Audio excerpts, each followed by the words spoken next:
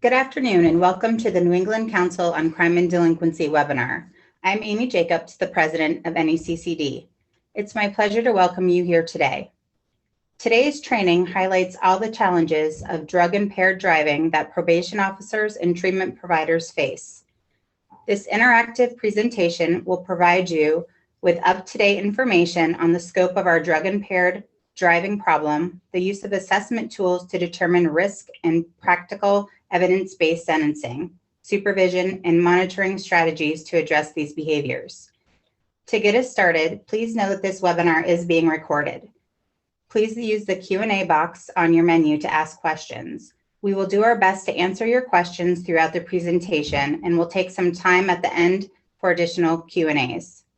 You're also welcome to utilize the chat window for our discussion. For your information, attendance certificates, training materials, and a brief survey will be sent to your email after this presentation. For any licensed social workers who have requested CEUs, please put your name and CEU in the chat window now so that we can take attendance. For those individuals, a separate email will be sent out. Just to clarify, everyone will receive an attendance certificate, and licensed social workers will receive CEU verification in a separate email. Now, it is my pleasure to introduce today's presenter. Mark Stadola holds a master's degree in education, and as a National Highway Traffic Safety Administration's probation fellow, Mark brings over 30 years of experience to working in the field of court management and adult probation in Arizona. Mark has presented training on topics surrounding high-risk drunk drivers at national, regional, and state conferences throughout the country. Thank you for joining us today, Mark. I'll hand things over to you, and we'll rejoin you for Q&A and wrap things up at the end of the presentation. All right, well, thank you very much. Welcome, everybody. Good afternoon to all my friends at NECCD. I'm sorry that we aren't together live. That would be a ton of fun, but we know how things are when it comes to travel these days. So I am speaking to you from beautiful Phoenix, Arizona, where the temperature today is going to be under 100 degrees, which is a sign that we all need to get our sweaters out because it's going to probably be hitting the 80s before you know it. So very glad to be joining all of you and talking about what is really becoming very much of an emerging issue when it comes to impaired driving. Just a couple things I'd like to touch base on that I'm during the course of the next 90 minutes. I am totally fine if there are questions that you would like asked in real time. So my handlers will be throwing those at me as they come up. And then I'm also certainly going to allow some time at the end of this session to address any other questions that you have. So for those of you wondering just what is a probation fellow, I will tell you my role is to provide training and technical assistance to courts, probation and parole departments, treatment providers, essentially anybody who is willing to put up with me on issues surrounding that high risk impaired driving population. So when I'm saying that, I'm not talking necessarily about those one and done individuals, but those people that don't learn the first time, the second time, multiple times, that they should not be getting loaded and getting behind the wheel of a car. So that position has allowed me to travel pretty much all over the country to do presentations. And it's also a great opportunity to hear perspectives from probation staff in different municipalities about some of the challenges that they see with this population. So that's my role. That's why I'm here. Let's go ahead and get started. And we can walk through just a second. I think I'm stuck here.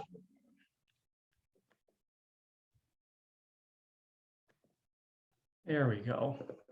Sorry about that. So this is what we are going to be looking to cover over the next 90 minutes. I want to start by talking about just where we're at today when it comes to alcohol impaired driving, what we know, what research is telling us about drug impaired driving. I want to get into some specifics on marijuana impaired driving, which I know in your neck of the woods, there's a whole lot of states that have legalized recreational marijuana. Then I want to talk a little bit about some of the solutions, some of the unique supervision strategies that we should be looking at in working with this population. So that's the plan. So what I'd like to do is start off by showing you a few photographs that I think kind of speak to the issue of drug impaired driving. Now, what you see before you right now is a vehicle that is on the second floor of a dentist's office, and this is in Northern California. So obviously this is no mean feat for a vehicle to actually find itself on the second floor. Here is the backstory. The backstory is that the individual driving this vehicle was under the influence of drugs. He hit a curb and ended up where you see him.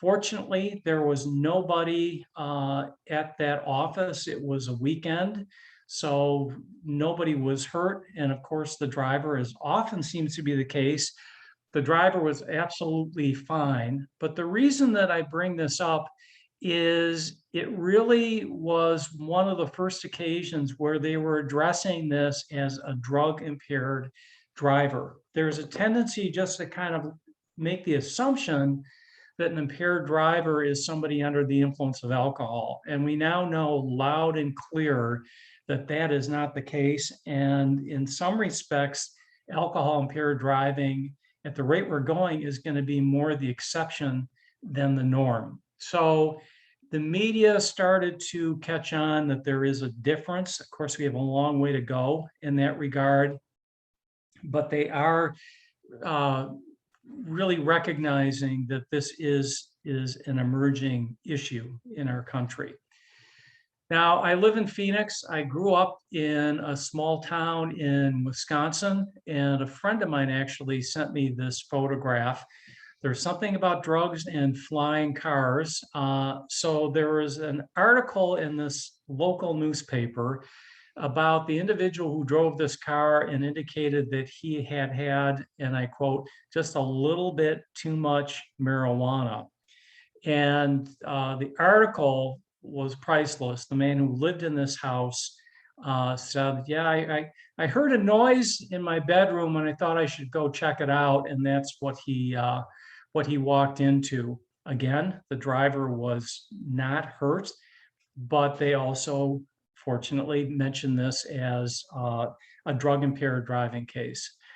And this next photo I'm going to show you is really, I think, the most iconic picture representing the issues of drug impaired driving. So this photograph was taken in Ohio. And the backstory is that the couple in the front seat went to get their heroin from their dealer and determined that they couldn't wait to get home to use. So bottom line is they passed out behind the wheel of this vehicle. Sheriff's officer was called, found them, actually was the one who took this picture. But really where your focus should be in looking at this is in the back seat. There is a 4-year-old boy that was a passenger in the vehicle being driven by his parents. And I think this photo perfectly captures the impact of drug impaired driving, and not only its impact on the driver, but the family, and really in a much larger sense, the community. So don't forget this picture. I think it really speaks to the true danger that we're dealing with and that we're really having to face when it comes to drug impaired driving. So let me start by talking about what we're seeing, what we know, and the progress we've made when it comes to driving under the influence of alcohol. And I'm happy to report there is some progress that we've made. Though I think when you see the new DUI statistics that will probably be released next month from National Highway Traffic Safety Administration, you're going to be surprised, and not surprised in a good way. The numbers have really gone way up, which is pretty counterintuitive when you're thinking about COVID and the fact that we have driven something like 1 billion fewer miles in 2020 than we have in previous years. So here's what we know. In 2019, there were a little over 1 million drivers arrested for DUI in this country. I wish I could tell you how many of those individuals were under the influence of drugs, but as you're going to see in a few minutes, there's a reason I can't give you a definitive answer. But what we do know is that there are over 1 million people who are impaired, who are behind the wheel of a car. Now, this number is relatively static. It may change by 50 or 100,000 people from one year to the next, but we can pretty confidently say that about 1 million people a year are arrested for DUI. The other thing I can tell you very confidently is that this number has nothing to do with the number of impaired drivers that are on the road. It has everything to do with law enforcement priorities, law enforcement budgets, what priorities a city council or board of supervisors might have when it comes to where officers should be spending their time. So as much as I'd like to tell you when these numbers go down, that we should all pat ourselves on the back, it's just not the case. So a couple other numbers important to mention. In 2019, which is the last reporting year, there were 10,421 alcohol-related traffic fatalities. And these are all related to alcohol crashes and probably drug crashes. Now, please note, this is kind of a word to the wise. I use the term crash. Don't use the term accident. I did that early in my days as a probation fellow to a group of prosecutors, and I really thought they were going to start throwing rocks at me. An accident is just that. But when somebody gets loaded, they get behind the wheel of a car and they turn on that ignition, that is premeditated. Everything that happens after that is on that driver. So these are crashes. The other thing that we see is typically with these individuals, the BAC is about twice the legal limit, about 1.16 or above. But let me draw your attention to this bottom bullet.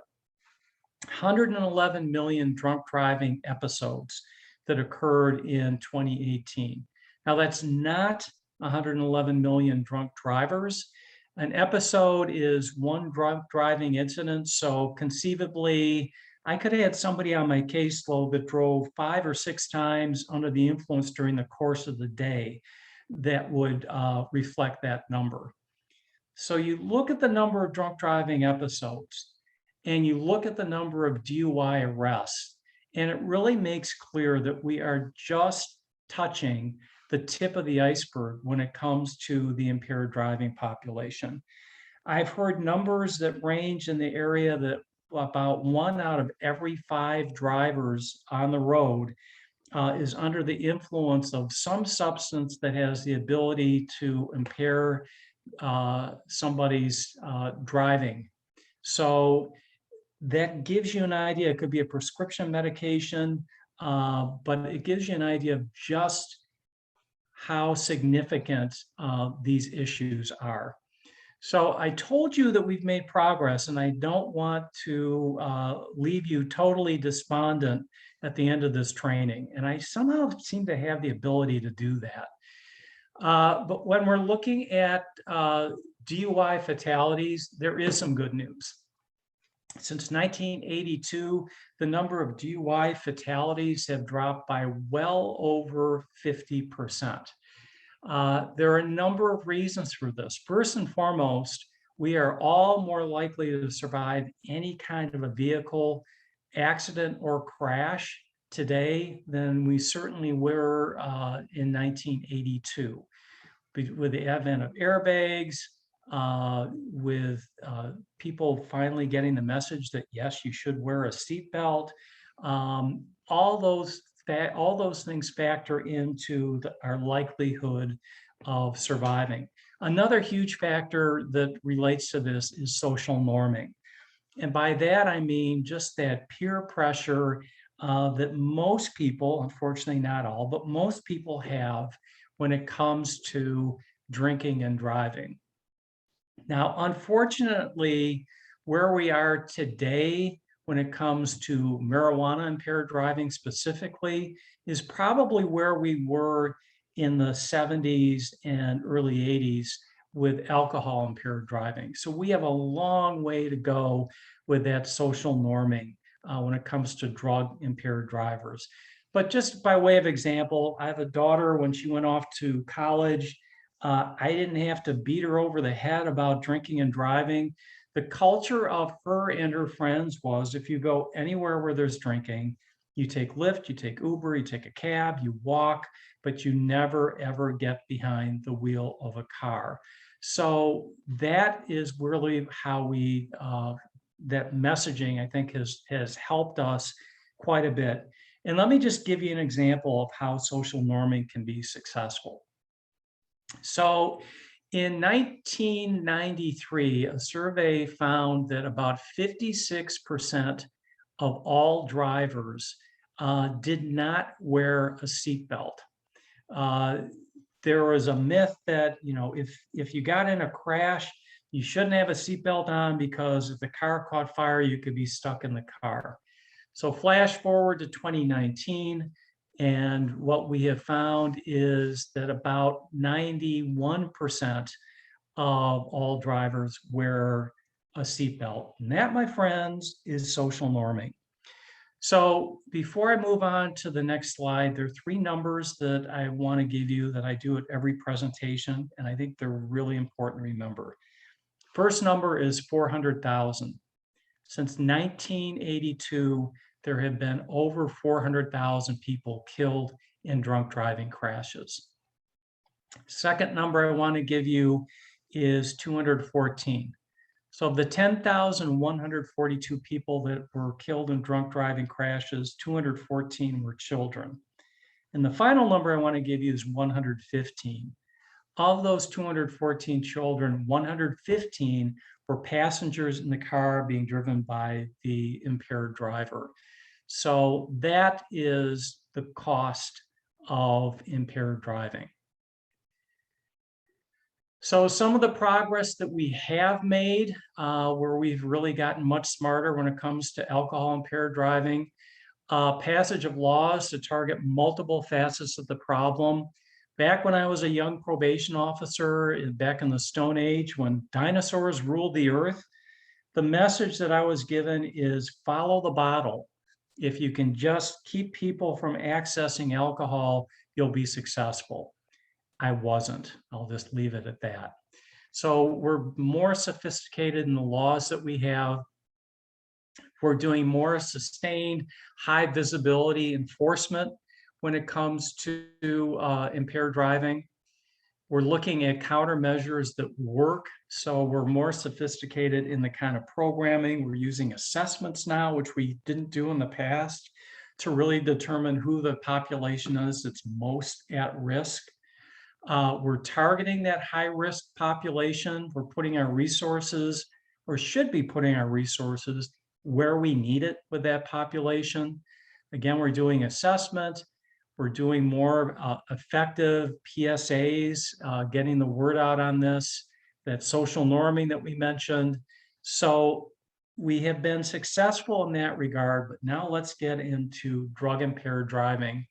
And I'm going to talk to you about what the research is telling us. So this is a slide that was taken in November of 2020 on those states that have legalized recreational marijuana and those states that had it on their ballot for the 2020 election.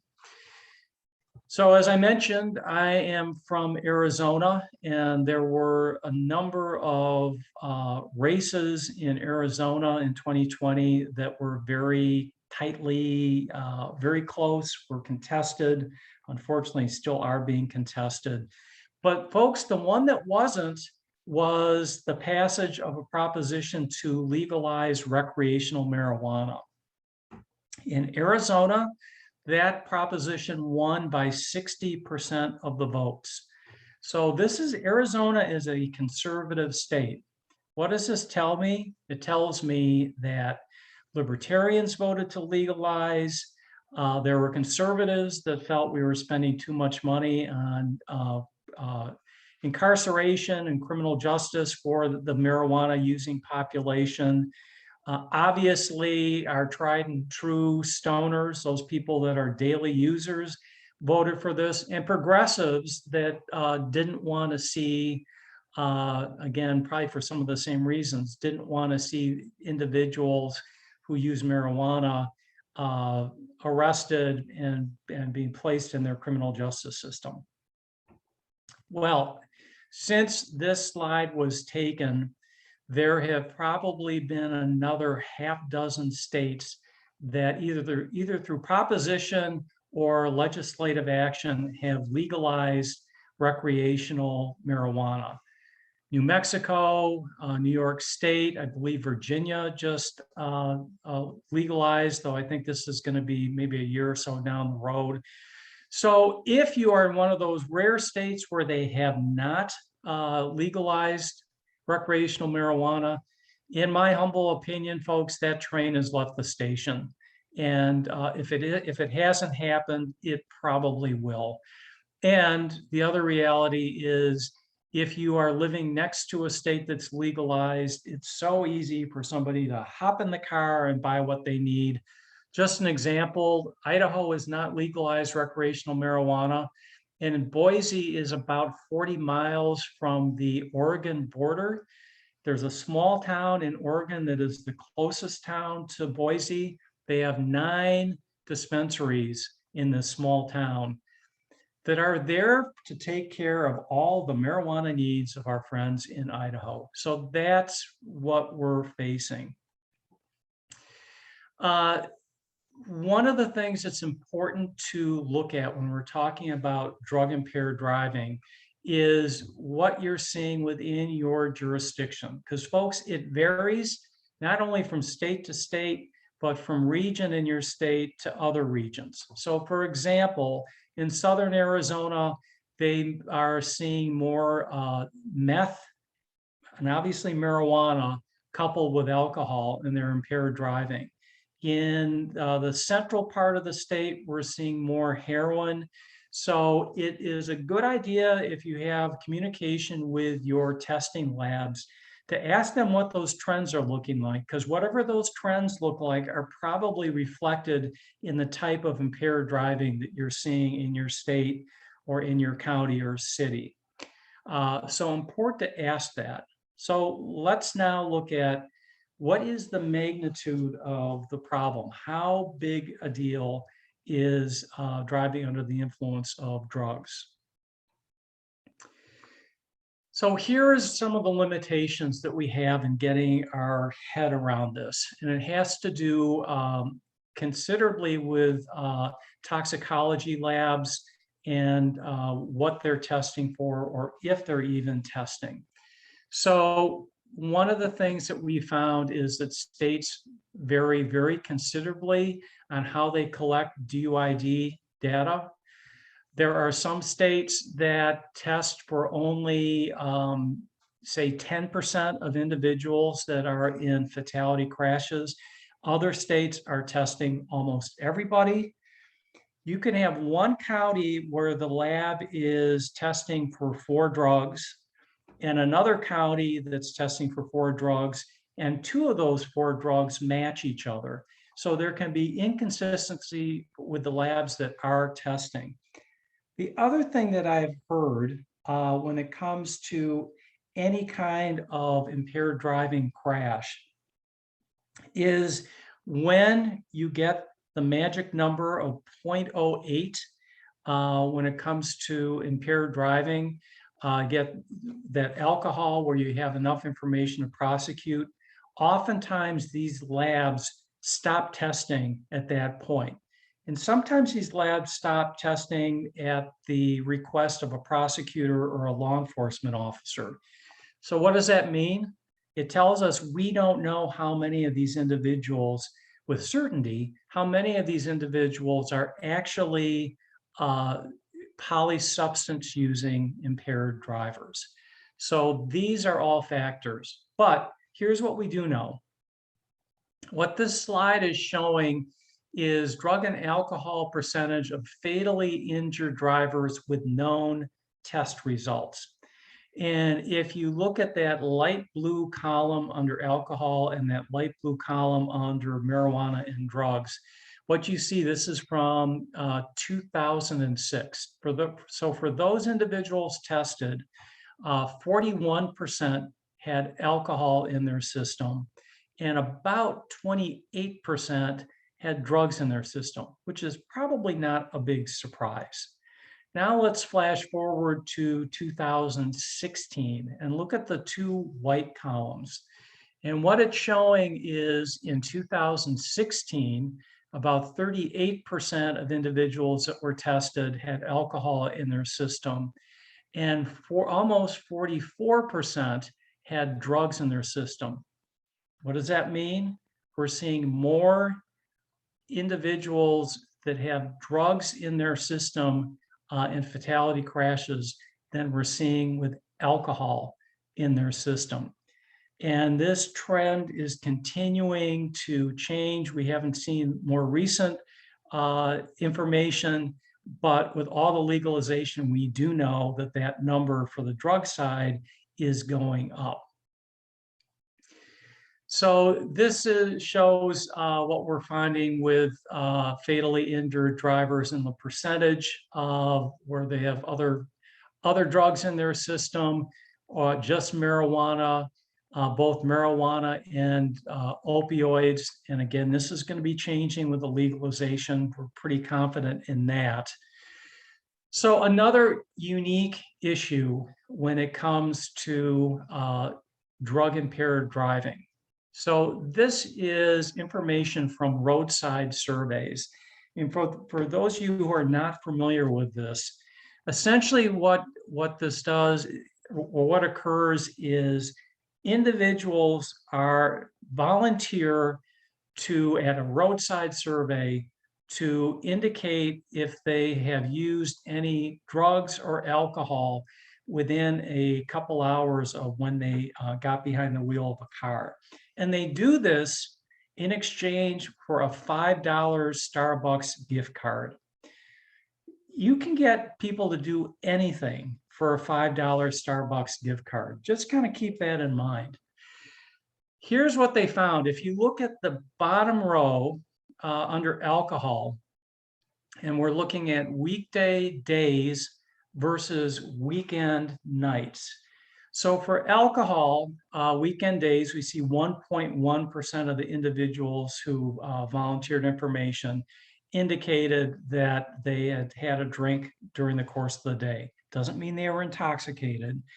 And as you might expect, on weekends, weekend nights, people going out for dinner, maybe to sporting events, whatever the case may be, that number is higher, about 8.3%. Look at marijuana. The numbers between weekday days and weekend nights are almost identical. So what does that mean when we're looking at community safety, road safety, and the like? What it's telling us is marijuana users, and again, about a third of them are daily users, are just as likely to smoke in the morning as during the day as they would be on a Friday or Saturday night. So time to go to work, time to light up a bowl. Time for my lunch break, time for a gummy. When we're looking at saturation patrols and the like, it's really telling us that the danger with this population can be just as prevalent during the day as it would be in evenings and at night. The other challenge that we have, and this is probably the biggest growing trend, is polysubstance use. And folks, we cannot make the assumption when we're looking at polysubstance use that it's 1 + 1 = 2. That is not the case. What we have found is drugs mixed with alcohol has a synergistic effect on your body. So in layman's terms, if somebody drinks a couple beers and smokes a couple hits off a joint, that they're not just a little bit higher. It has a remarkable ability to raise that level of impairment. And kind of the magic elixir with all drugs is alcohol. And let me kind of drive this home. This is information that was taken from a pretty robust study that involved a number of different European countries looking at crash risk. So what they have found is individuals who are smoking marijuana only, that the crash risk goes up anywhere from 1 to 3 times. So certainly a much higher risk.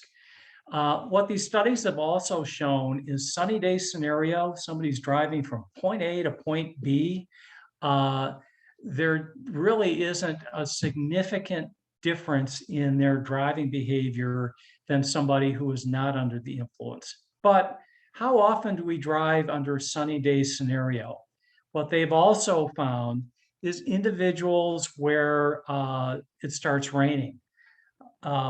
Bicyclist shoots across the road or a dog runs across the road.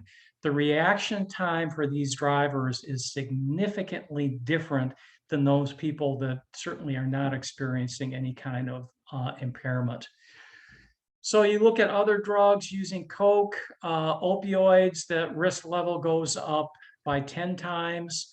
Amphetamines, using other multiple drugs, it can go up by as much as 30 times. But alcohol mixed with any of these other drugs, that risk factor can go up by as much as 200 times.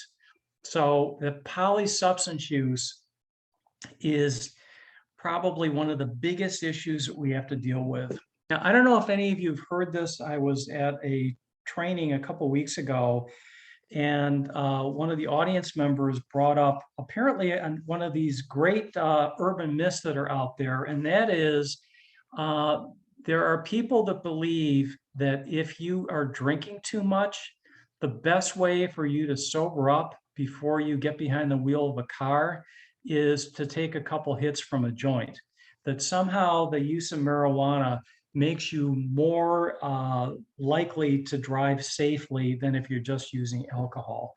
So that is just one more of those myths out there that you and I have to deal with when we're working with this population. So let me talk to you about 3 studies that looked at polysubstance use, and they involve very different populations. The first study was in Miami-Dade County, Florida. The second study was in Dane County, which is Madison, Wisconsin, home of my alma mater. And then the third study was in Orange County, California. And let me tell you what they did. Individuals that were arrested by law enforcement for driving under the influence of alcohol were then drug tested. And again, law enforcement was making the assumption that alcohol was the only drug on board. And what all 3 of these studies showed was about 40% of the individuals that were drug tested after their arrest had other drugs on board in addition to alcohol. And a number of them had more than 2 drugs on board. So why does this matter? Probably the biggest takeaway is we can't assume and shouldn't assume that drugs or that alcohol is the only thing on board when we're working with this population. And folks, I don't care if you have an 80-year-old man who has been drinking Pabst Blue Ribbon beer since Elvis came out. Don't assume that's the only drug on board, because there's a pretty good chance it isn't. And really, to reinforce that statement, one of the things we know is that DUIs are really the only crime where the investigation stops after obtaining a minimum amount of evidence. Well, why is that? That 0.08 has been the holy grail for DUIs for decades. If you were to talk to a prosecutor, if you're talking to a law enforcement officer, it's much easier to prosecute an alcohol DUI because of all the information that we know about it. It's much easier to convince a jury when we're talking about an alcohol impaired driving case. So what oftentimes happens is after you get that 0.08, we stop looking at, are there other drugs involved? Are there other drugs on board with this individual? We don't necessarily ask or take the time to investigate those. And this is not in any way a criticism of law enforcement. It has everything to do with what their time limits are, what their priorities are. But again, that's something we need to be considering when we're getting new cases, either in treatment or on our caseloads. So if we're not identifying polysubstance impaired drivers, we may sentence them incorrectly, we may supervise them incorrectly. In fact, we may find that alcohol is really not even the drug of choice. I've had defense attorneys who have told me, my client has no issue being placed on ignition interlock. That's not his issue. His issue is marijuana. And if you're not testing for it, that's where the problem lies. Hey, Mark, can we interrupt you for a question? You certainly can. Thanks. We have Derek asking how an officer can break some of those myths and stereotypes you were talking about with their prisoners or probationers. Well, I guess probably my quickest answer is to stay tuned in this presentation, because I think the main thing is to provide evidence. And that's what I'm hoping to do in this presentation, is to really talk about the facts and what we know about this drug impaired driving population, and to break those. And I'm about to go into some of the beliefs that people have when it comes to marijuana. So if I haven't addressed it properly, please bring it up again at the end of the presentation, and I'll do my best to try to address any additional questions. So I'm assuming most of you, especially if you're over the age of, say, 50, recognize these two gentlemen, Mr. Cheech and Mr. Chong. And if there was ever a stereotype when it came to marijuana impaired driving, it would be with these two individuals. And here's myth number one that I'm going to dispel. If I were to ask most people, what is the number one reason that law enforcement would be arresting somebody who is found to be under the influence of marijuana while driving? Most people would probably say they'd be arrested for driving under the speed limit. And in fact, the number one reason for a stop is aggressive driving. So the myth of driving 25 miles an hour on the freeway, while it does occur, is not the common thing that law enforcement see on our roadways. So here are some of the beliefs that people have about the use of marijuana. And it's important to remember, folks, that when we've had ballot referendums for legalization of marijuana, oftentimes what people believe is, hey, I smoked marijuana in the 70s and it was no big deal. Maybe it wasn't that big a deal, because that marijuana had about 4% active THC, as opposed to the marijuana that we're seeing today. But some of the myths we have: drugged driving is not a serious problem. I'm fine to drive. I love this one. I drive better when I'm high. I pay much more attention to detail when I'm under the influence of marijuana than when I'm not. There are no laws against driving high. It's not illegal. And believe me, there are a lot of people who believe that. Law enforcement can't tell if I'm high. So we're going to talk a little bit about drug recognition experts, and that will dispel that myth pretty quickly. And then I love this forced choice. It's better than driving drunk. Now, I don't know about any of you in my listening audience here, but I have never been given the choice of either driving stoned or driving drunk. There is that third option about driving sober. So it's really a false negative narrative when somebody says, well, at least I'm not drunk, because the impact can be just as serious or more serious. So I'm going to jump ahead in the interest of time, but this is perceptions of risk, what people believe about marijuana and impaired driving.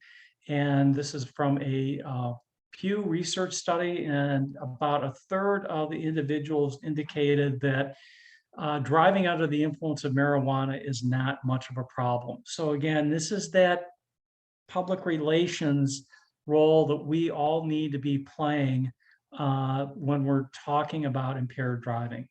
So let's talk about how drugs impact our ability to drive. And what you see here is a list of the typical responses that we have when we're under the influence of different drugs.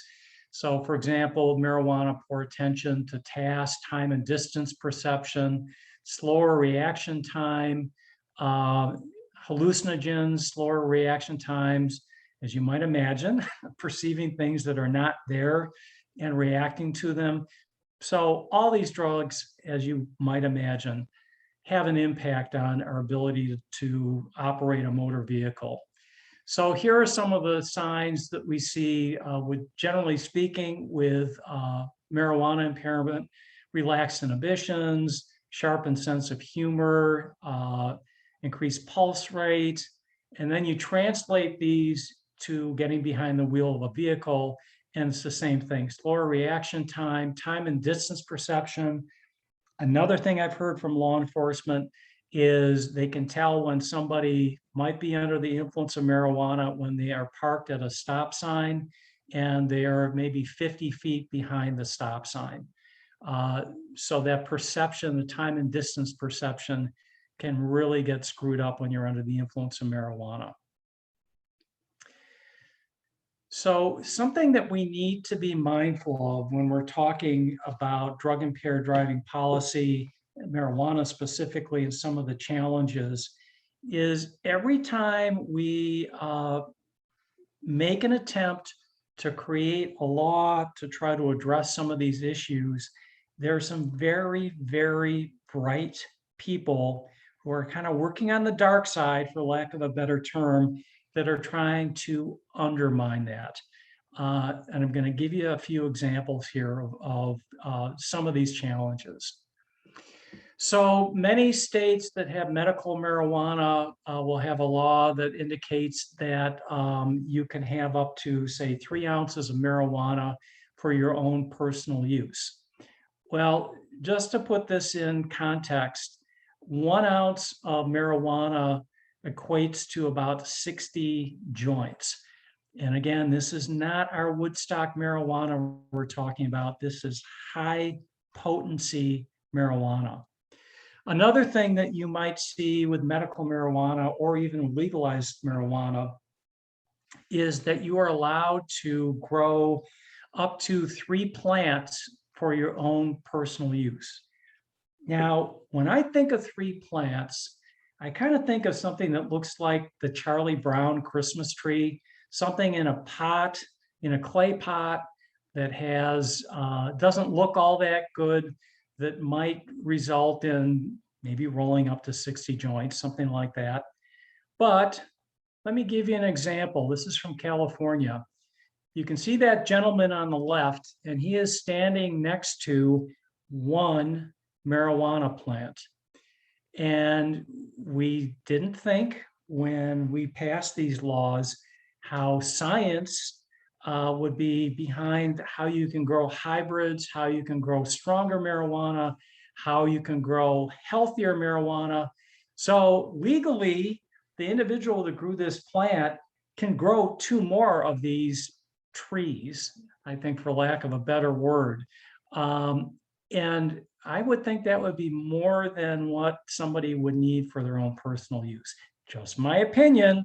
That's kind of what I'm thinking here. Now let's talk about how marijuana is being marketed. Now, this is a picture of a dispensary in Colorado, and this was taken before recreational marijuana was legalized in the state. So they just had medicinal marijuana at that time. So you look at this building and just kind of looking at the entire picture, you can tell that this is not a very nice neighborhood. The building looks a bit on the shabby side, probably kind of a low rent district. Now let me talk to you about dispensaries and how they have changed since legalization of marijuana. Now, this is a dispensary in downtown Denver. Now, first, if you could, look at the picture on the left, and the woman that you see there is the bud tender. Now, I don't know about you, but she doesn't look like, I think, anybody's idea of a stoner, somebody who is dealing in marijuana. And for God's sake, she's wearing a lab coat, so she must be a professional. And then you look at the other 2 pictures and you can tell, number one, there is a whole lot of money that's being put into these dispensaries. They are designed to be attractive, to be comfortable. The one on the upper right almost looks like a jewelry store. Here's the thing that's important to remember. These dispensaries are not marketing for that daily marijuana user, those people that are going to find it if it's legal or it's illegal. These dispensaries are marketed for you. They are marketed for new customers, those people that maybe have never smoked marijuana before, or those people that maybe smoked 30 or 40 years ago. They're curious about it. Maybe they're going to have a party and they want to surprise their friends, but they are looking for new users. And I think it's important to keep that in mind. One of the things, if you haven't seen it already, I think you're going to see it, is you're going to see new DUID cases coming through with individuals that maybe don't have significant arrest history, that maybe are relatively new to smoking marijuana and they really didn't know what they were in for, or just how potent these products are. So stay tuned. Another thing, this is another one of these little cultural shifts, drive-through express marijuana delivery. So you don't even need to get out of your vehicle to get this product. So, and this is, again, this was in Colorado. You may already be seeing something like this in your states. So how has the product changed? Again, when we're looking at the marijuana of the 60s and even the 70s, these were low potency drugs. What we're seeing today is marijuana that can be 25%, 45%. There are marijuana products that can be 90% THC. So really, really strong stuff. And when we're looking at drug impaired driving, it is so much more complex than drunk driving, because with we know about alcohol. We've been studying it for decades. Drugs vary by type. If we're talking about the use of synthetic drugs, it's much more difficult to test for. You can have a product that your drug labs are able to test for effectively. And all the scientists that make this stuff need to do is change one compound, and you're no longer going to get that positive test. So unfortunately, we're always playing cat and mouse with our labs, especially when we're talking about these synthetic drugs that we're having to deal with. So one of the things that is very, very important to mention, and this is particularly an issue when we're talking about somebody who is not yet in the criminal justice system, when we're doing an investigation, and that is that the presence of a drug in somebody's system does not necessarily mean that they are impaired. So there are some drugs, metabolites, that can remain in the body for days or weeks after initial impairment. If you are a daily marijuana user and say you last smoked on a Tuesday, you didn't smoke on a Wednesday, and you were pulled over, there's a really good chance you're going to test positive for marijuana. But folks, it doesn't mean that you were impaired at the time that you were driving. Now, in the world of pretrial, of post-sentence, the presence of a drug is all we need. So we have a little bit of an advantage there. But when we're talking initial investigation, this can complicate the problem and make it much more of a challenge. So again, with marijuana, metabolites can be in the system for a long period of time. The actual impairments when you're smoking is fairly short. So that window of detection of THC in your system is about 3 hours when you're smoking. It's longer when you're using edibles. But nonetheless, for the investigation purposes, it's a pretty short period of time that we're looking at to address this. The other thing, and this is important to remember, is there is no such thing as a BAC for THC. Got to be honest with you folks, some of our state legislatures did a real disservice in the early days of looking to legalize marijuana in trying to determine a per se limit. And this is kind of like watching how sausage is made, but I'm just going to give you an example. There is one state where they determined, let's just make it that you can't have any more than like 10% of metabolites in your system if you're stopped or you're impaired or stopped by law enforcement. Other legislators disagreed, and they said, you know what, let's make it 1. And you know what they did? They split the difference and they agreed to 5. But the fact of the matter is this: what I could smoke might put me in a fetal position under my desk, and what another individual could smoke, say the same amount, would be a walk in the park for them. So there is no number associated with impairment like we have for alcohol. So we have to look at other ways to determine impairment, and I'm going to get into that in just a little bit. Other factor is the method of ingestion when it comes to marijuana makes a big difference. We are starting to trend away, especially for newer users, from just smoking marijuana, and we're using it looking at other ways to ingest the product. So in this picture, you're seeing a rig on the upper right hand for somebody who would be dabbing. We have sodas that are marijuana infused. So different ways to smoke, where you could be vaping, where you're not leaving that telltale raggy kind of marijuana smell behind. So it's much more difficult to tell from afar if somebody's using marijuana.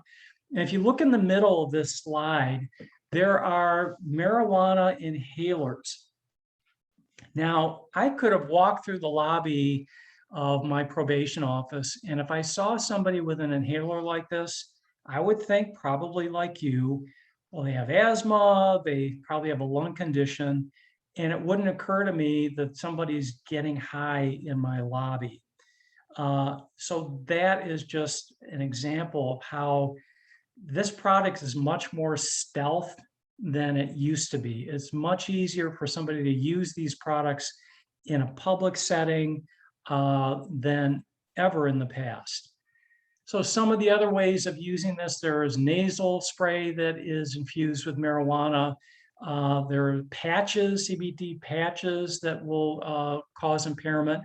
And if you notice in the middle of this slide, they have, are you ready for this? They have created marijuana suppositories. So if you ever have a client that tells you that they were stoned off their ass over the weekend, that might not just be a figure of speech. They are probably being very honest as to what their method of ingestion was. So that's it, the last off-color comment I'm going to make in this presentation, I promise.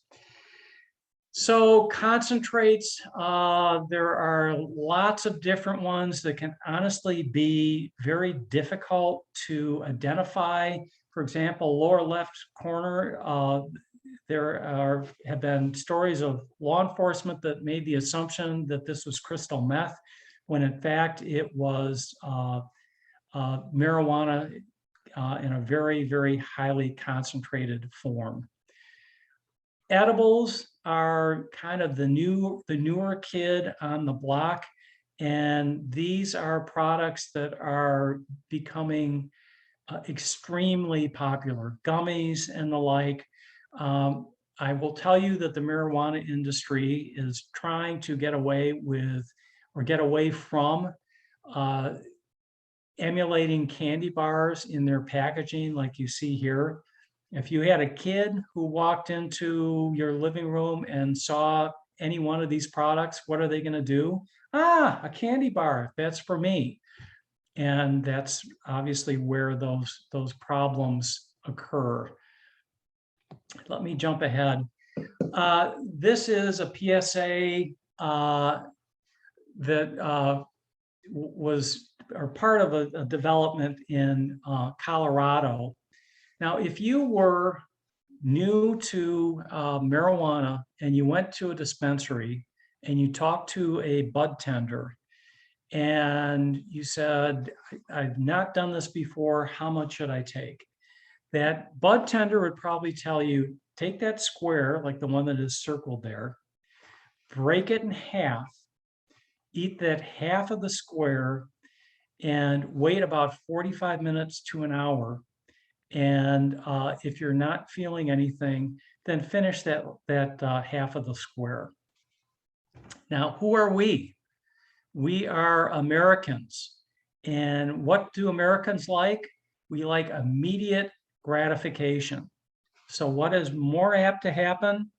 You know what? It's been 10 minutes. I'm not feeling a thing. I'm going to eat half this candy bar.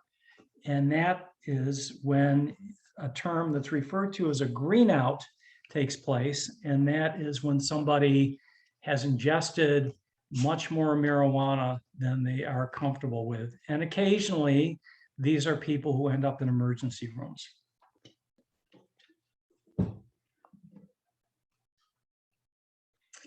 This is a PSA from Colorado, trying to get that message across that if you're going to be using an edible, you don't want to be on the road when you ingest it. And if you notice, these ads are serious, but they are not saying marijuana is harmful to you. These PSAs are not saying whatever you do, don't ingest marijuana. The train has left the station. Marijuana is legal in these states. So what they're trying to do is make the use of marijuana as safe for all of us, including the marijuana user, as possible. Now, I would invite you, if you have an opportunity, if you go on YouTube and you just do Colorado marijuana PSAs, they have some very creative commercials that are basically giving this message that if you want to hang your TV while you're high, you can do that, but you don't go to the store to buy the TV while you're under the influence. They do it in such a way that it's kind of a soft sell. There's a little bit of humor used, but it gets the message across. Scare tactics are just not effective. It just doesn't ring true to the people we typically are dealing with. So let's talk about DUID enforcement and what that looks like. And in the interest of time, I'm going to go through this fairly quickly. But the law enforcement officer were to see the gentleman in the center of this picture. What do they know? They know they're vaping. That's it. Are they vaping tobacco? Are they vaping marijuana? We have no idea what product they're using. But this in and of itself would not be a scenario where law enforcement would be pulling somebody over, at least not based on that. So when it comes to law enforcement and how they handle the DUID cases, there is training involved that helps an officer look at some of the outward signs of impairment and where they can determine if somebody is under the influence, not only if they're under the influence of a drug, but for a drug recognition expert, what kind of drug they're actually using. So there are challenges to this. If you're getting a warrant for a blood draw, that can take time.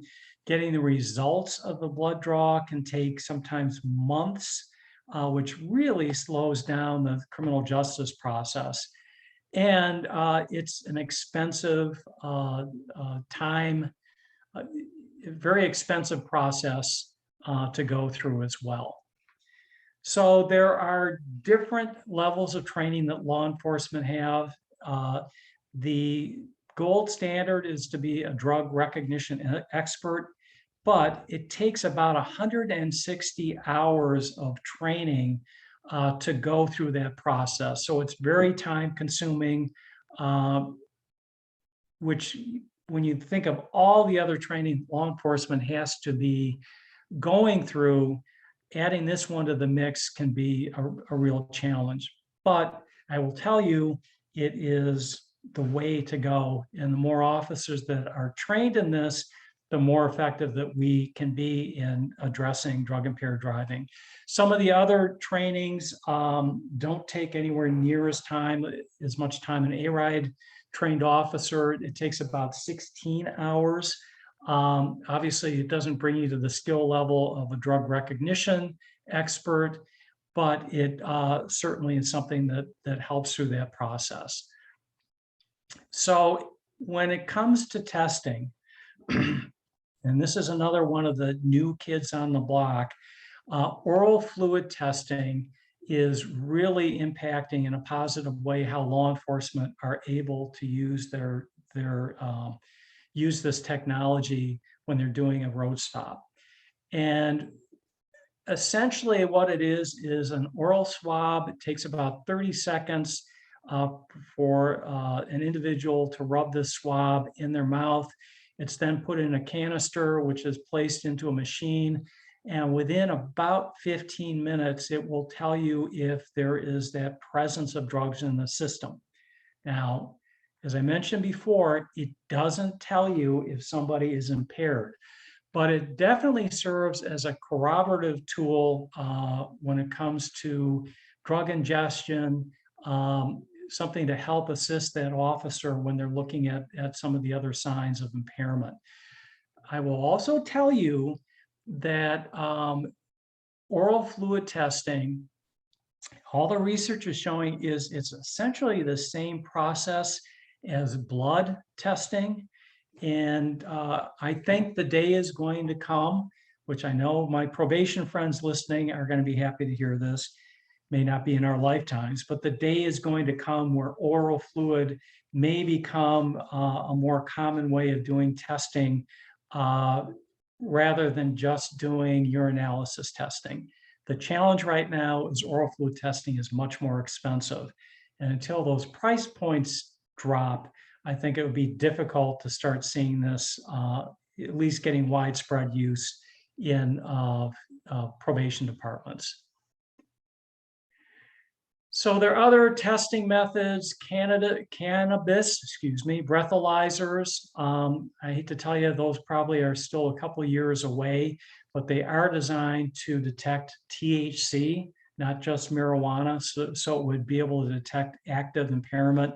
There's intelligent fingerprinting, which we can do now, but again, it is a really expensive process as well. So we're probably a ways off with that as well. So let's talk about supervision and what supervision should. Go ahead, I'm sorry. We have another question coming in. Are oral swabs admissible in court? And is a warrant necessary to obtain oral fluids, as in a blood sample? A warrant is not necessary because very obviously it is much less invasive. I can tell you that oral fluid testing, I don't believe is admissible in court, but again, it's a corroborative tool. So it is information that is helping somebody make a determination as to when you're doing the investigation, what that should look like. If it were being used post-sentence, like say in a DUI court, as a group comes in to be tested beforehand, again, we don't need impairment, but you would probably at that point want to be doing a urinalysis test as part of that confirmation process. So I can tell you that when it comes to oral fluid testing, I think some states are further along, Michigan being one of them. They're using it pretty much throughout the state with law enforcement. But it is, I can't tell you definitively how many jurisdictions are able to use that in their jurisdiction. So when it comes to supervising a drug impaired driver, what sort of things should we be looking at? Well, I want to start with this picture. This is Stabby the kitten. And if you notice there is a goose in the background saying, bro, you're on probation. You might ask yourself, what does this have to do with this training? And my answer is it has nothing to do with this training, but I was just loving this picture, so I really had to share it with you. So now I'm going to move on again to supervision. As I mentioned earlier, you want to look at what kind of drugs you're seeing in your jurisdiction, what drugs you're seeing in your state. Look at those regional differences as a way to assist you in better kind of zeroing in on what that drug impaired driving population is using. You also want to be factoring in what their age is, using as many of those tools as possible. So the first thing you want to be looking at with this population is doing assessment. And it's important to remember when we're talking about the DUI, DUID population, that about 30% of the individuals that we see are repeat offenders. That 2/3 that are first DUIs are typically the last DUIs. They're the last one. They're the one and done group we typically don't see again. The other thing that we know is contact with the criminal justice system in and of itself doesn't deter this population. Folks, we can try all we want. We're not going to jail it out of them. We're not going to have punitive tools alone changing these behaviors. It just doesn't have that same effect.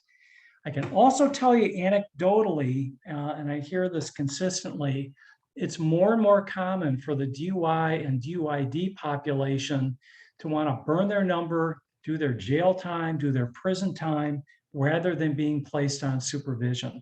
And for a lot of these people, especially that repeat offender population, they can do 60 days or 90 days or 6 months in jail standing on their head. So that doesn't necessarily scare this population away. So what we found is that there are 5 major risk areas for DUI recidivism. And these risk areas apply to drug impaired drivers just as they do to alcohol impaired drivers. So the first thing that we need to be aware of is individuals who have prior involvement with impaired driving, more likely to get a new DUI. So the more priors somebody has, the more likely they're going to get a new offense. The second factor is prior non-DUI involvement in the justice system. And folks, what we've found is this is really twofold. What we have seen is individuals that have numerous traffic citations, running red lights, speeding, driving without a license, or driving without registration are more likely to get a future DUI. Well, why is that? What's their attitude towards authority? What's their attitude towards others? What kind of criminal thinking are they possessing when they're doing this? It's all about them. And then obviously the other part of this is those individuals that have other criminal offenses in their arrest history, and it's really for those same reasons. Third factor that we find, prior involvement, not just with alcohol, but other drugs. Folks, I can't emphasize this enough. These are polysubstance using individuals. They may have a drug of choice, but man, they are flexible. And if one drug isn't available, they will do very well in finding another drug that is available. Fourth factor, and this is relatively new when we're looking at the DUI population, and it's mental health and mood adjustment problems. And what research has shown us is that about 33% of men and 50% of women have a diagnosable mental health condition. These individuals that have multiple DUIs. Number one with a bullet is PTSD, which is why for those of you who are involved with veterans courts, you might be seeing a lot of DUIs that are coming into it. Number two is depression, but it can be a host of other mental health conditions. If we're not looking at this, we can be missing the boat in how to be most effective in changing these behaviors. And then the final factor is resistance and noncompliance with current and past involvement with the justice system. Those people who failed to complete treatment, that failed to complete past probation, that didn't comply with the use of interlocks. And I will tell you that that is a strong predictor.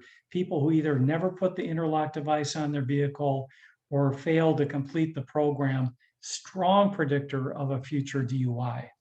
And again, does this impact drug impaired drivers? And the answer is yes, it does. But assessments are really important with our entire DUI population to help us determine where are we going to put our resources, where are we going to spend our money, where are you as officers, where do you need to spend your time? And obviously the answer is with those people who need your assistance the most, that high-risk population. So don't forget, I'm sure a lot of you are up to your eyeballs in evidence-based practice. You probably are sick of even hearing the term. I feel your pain. But don't also forget, when we're talking about the impaired driving population, the big four of antisocial behavior, thinking, the people you hang out with, those are feeders for substance use. So if we're not looking at these, we can be, again, missing the boat in how effectively we can work with this DUI population. So there are lots of assessments that are out there. This is going to be my shameless plug. I do training on the impaired driver assessment. This is a tool that is free. It's funded 100% through National Highway Traffic Safety Administration. Another shameless plug for CARS, Computerized Assessment and Referral System.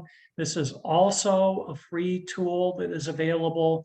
And if you're trying to really capture those criminogenic risk factors with the DUI population, you need to use a DUI specific tool.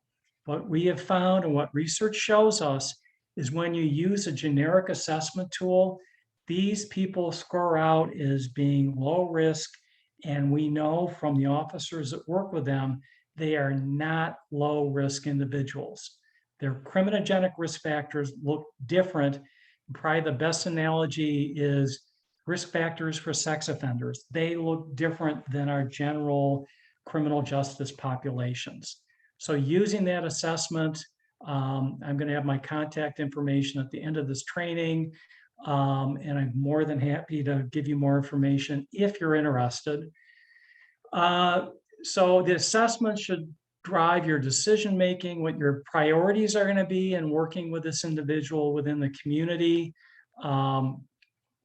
Again, I told you I was going to talk to you about this more than once. Don't assume that the drunk driver is just a drunk driver.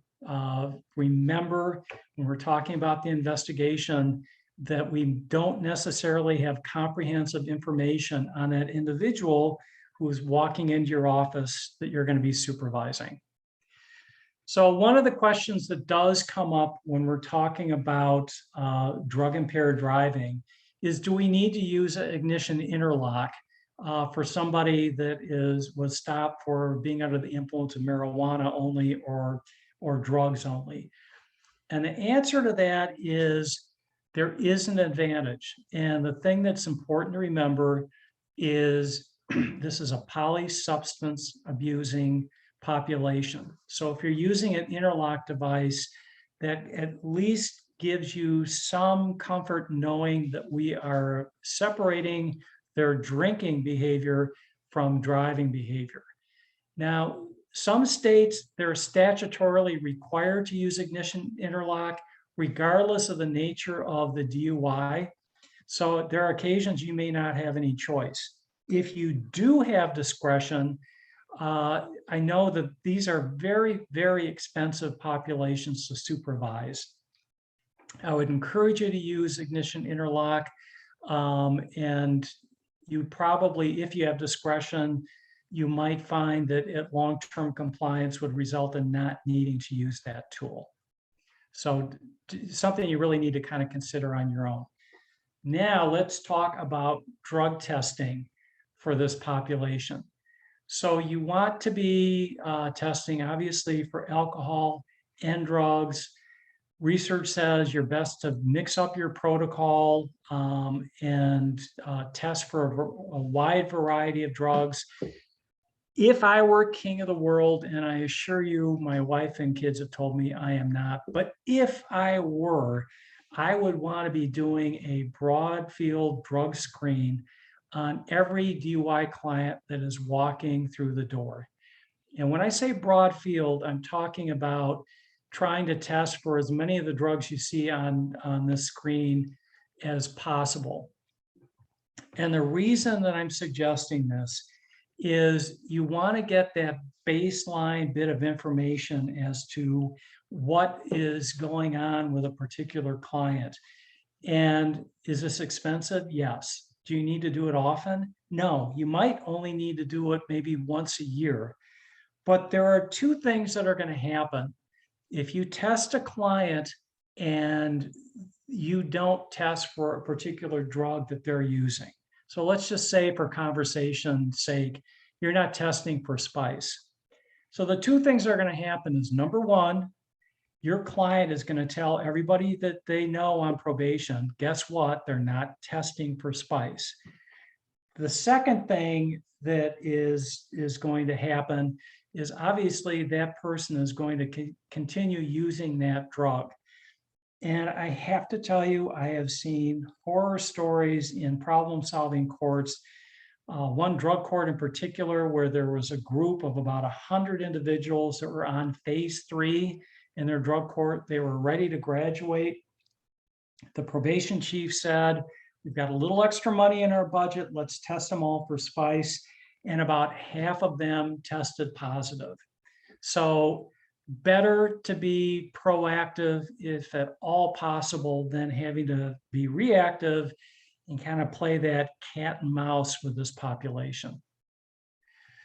Now, when we're talking about problem-solving courts, where do we put these people? If you have a drug-impaired driver, would you put these individuals in drug court, or would you put these individuals in a DUI court? So our friends from the National Center for DUI Courts suggest that you want to put the drug-impaired driver in DUI court. And the reason is that you are looking at changing the behaviors of that driver. So the thinking that goes into getting loaded and getting behind the wheel of a car is the same for an alcohol impaired driver than it is for a drug impaired driver. Now the treatment might look different, and that's really up to the team, because one of the things we found is, in general, drug users don't get along very well with alcohol impaired drivers. They tend to, alcohol impaired drivers tend to think they really didn't do anything wrong, but drug users, oh, that's a different story. But you want to be looking in the direction of a DUI court for this population. The other thing, and I'm just about ready to wrap up here, the other thing that's important to remember is we want to be focusing on the client's behavior. It's more than just their drug use. So the worst thing we can do is try to build all our supervision around the charge rather than the individual. So think about some of those behavioral characteristics that come into play with this population. And I want to leave you with the picture that I pretty much started with. And again, this is the face of drug impaired driving. This is why the work, all of you in this audience, this is why this work that you do is so very, very important. It's for people like that 4-year-old child sitting in the back seat of this vehicle. So I'm going to jump ahead to my last slide, which is my contact information. If you have questions, if there's any information that I can provide you, please don't hesitate to send me an email, give me a phone call. NHTSA covers my costs, so any trainings that I provide are of no cost to you. And when I travel, the same thing is true. So with that said, are there any questions that the audience has that I can try to answer for you? We don't have any questions in the box, so I will invite everyone now to use that Q&A box down at on your menu. It's probably on the bottom of your computer screen if you're on a regular computer. So we'll give it just a moment to see if anyone wants to throw some questions in there, and we'll see how we go.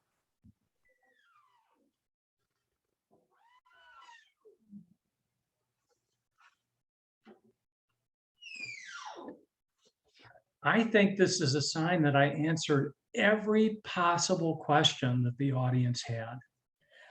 I think so too. Or I left them so confused that they can't even begin to come up with a question. I've been known to do that as well. I'm going with option one. I think that was a really informative presentation. So without seeing anything else come into the Q&A screen, I'm going to pass things on to our friend Kate. I did see one question. Do you see this issue? Questions are coming in. Hang on. Okay, actually, I see this in front of me. So the question is, do you see this becoming more prevalent with youthful offenders?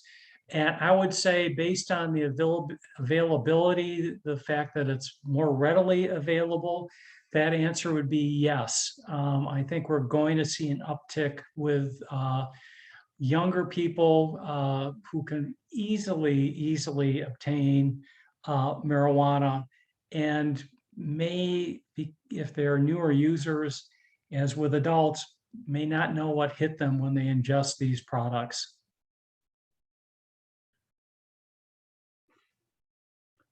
So I think that's all that we have. So again, please feel free to contact me if there are any questions that you might have. And I really look forward to seeing all of you at some point down the road, maybe at the next NECCD conference. All right. Well, thank you, Mark, for your presentation. It was a lot of great information. Thank you all. We would also like to thank the amazing folks at NECCD who worked to make this training happen. NECCD is offering free webinar trainings throughout the year. Please take a moment to complete the brief survey that will be emailed out along with your certificates and let us know how we're doing. I would like to encourage you to check out our website, neccd.net, and sign up to become a member of the New England Council on Crime and Delinquency. Our members get access to our amazing trainings, conferences, and networking opportunities, as well as scholarship opportunities and discounted tuition at Southern New Hampshire University. You can also follow us on Facebook. Stay tuned to our NECCD page for our upcoming October webinar, and we hope you all have a great rest of your day.